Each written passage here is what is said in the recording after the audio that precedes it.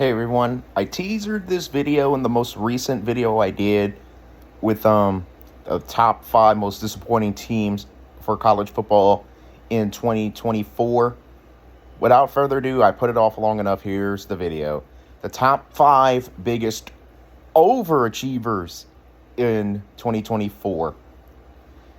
The criteria for this one is they have to have either contended for their conference seriously, or they had to make the playoffs. That's the first criteria. Secondly, it has to be somebody who was expected to do not nearly what they did. And for a lot of teams, this means different because, for example, if you're a team like Georgia, you expected to get to about where you were, if not a little bit further. If you were Texas, you expected to get to at least the semifinals. But there's other teams that either made the playoffs or seriously contended for their conference that were not expected to be anywhere near where that level was. So to them, that's a testament to them. So here we are with the top 5 biggest overachievers in college football for 2024's season. At number 5, this was a close one, but I slightly went ahead with number 5, the only non-playoff team that's going to be on the list, BYU. BYU went 5-7 last year, and a lot of experts went with them not really doing much, maybe a 6-6, maybe a bowl game.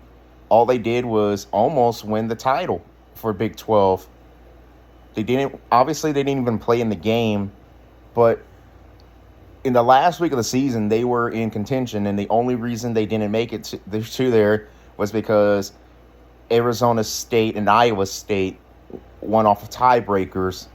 However, with where BYU fell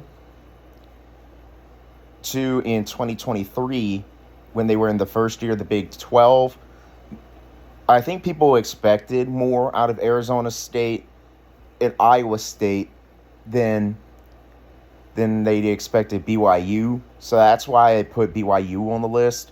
The other team that was in contention was Colorado. Colorado had fallen worse, but I feel like because Shedeur Sanders and Travis Hunter were already there and Deion Sanders was already there, it was kind of expected Colorado was going to take a leap forward. They were expected to take a bigger leap forward than BYU did.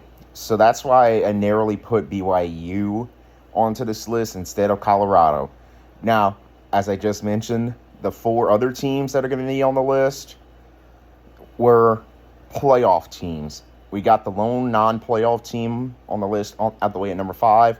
So the rest of these teams are going to be teams that made the playoffs, starting with number 4, the runner-up Notre Dame.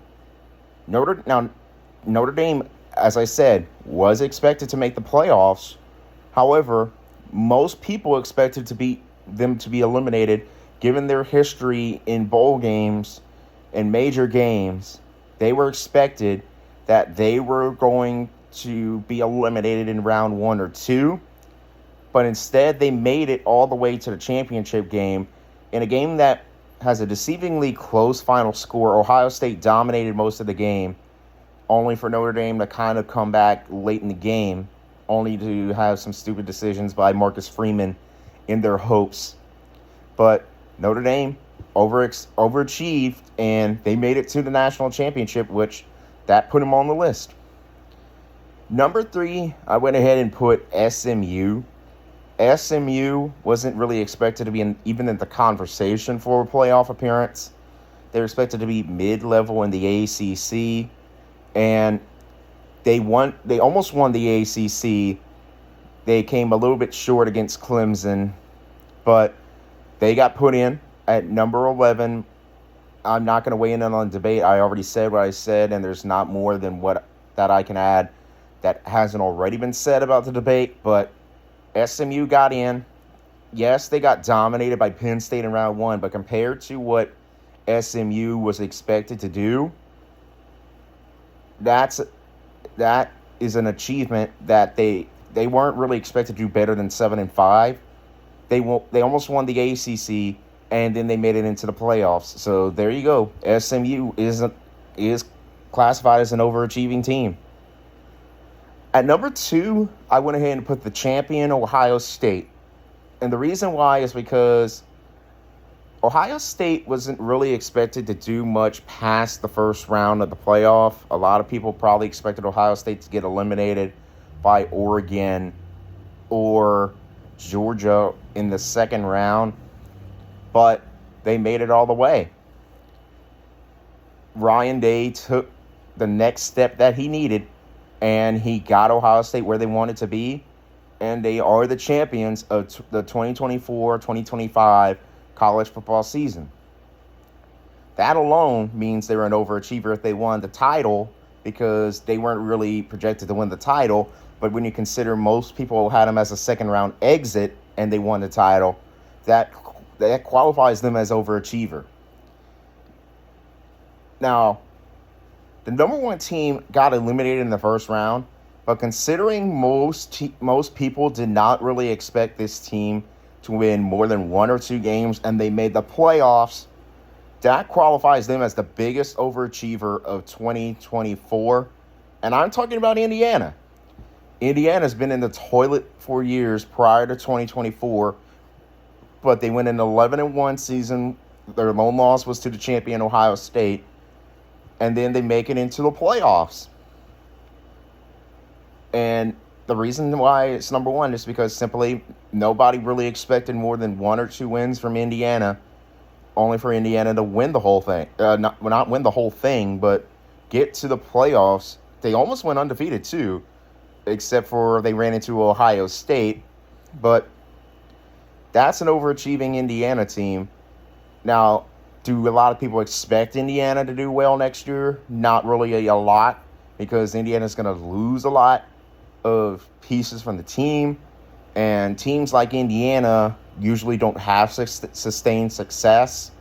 But with Indiana's overachieving, that's why I put them at number 1.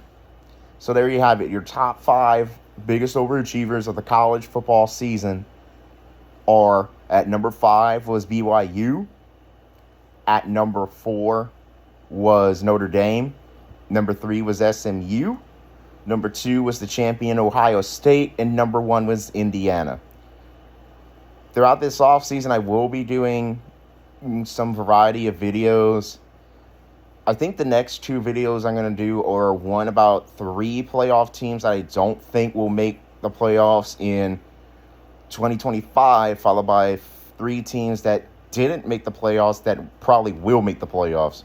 Until then, I'm signing off.